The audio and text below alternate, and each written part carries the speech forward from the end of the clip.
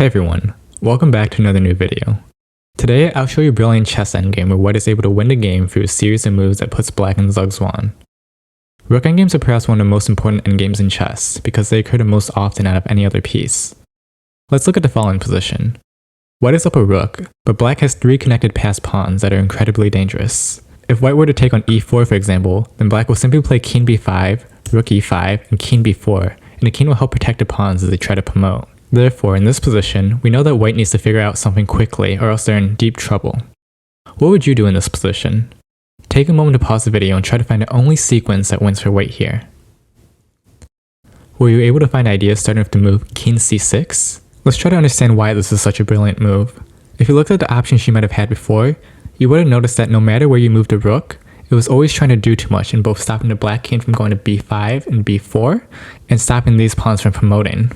In fact, this is a very common thing in rook versus king pawn endgames. The position can almost never be won unless you get your king involved as well.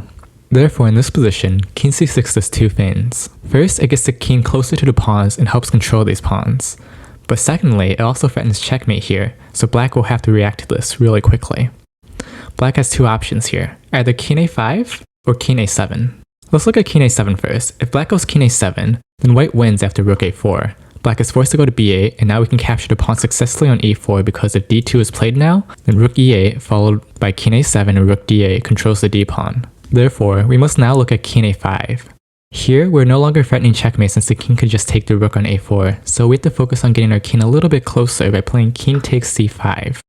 Black can't play e3 or else rook c3 would just be winning this d-pawn or threatening checkmate. Therefore, black's best move is to go d2 here. Rook d4 will be played, followed by e3 to protect the pawn. Now comes the second genius move from white, and that's rook d6.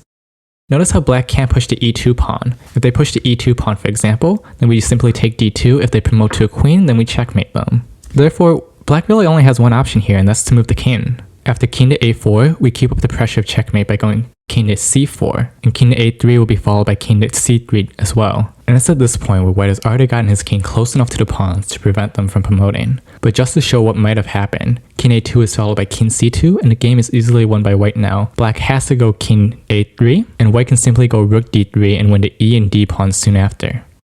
If you like this game and would like to see others like it, subscribe and let me know in the comments. And as always, have a great day and I'll see you next time.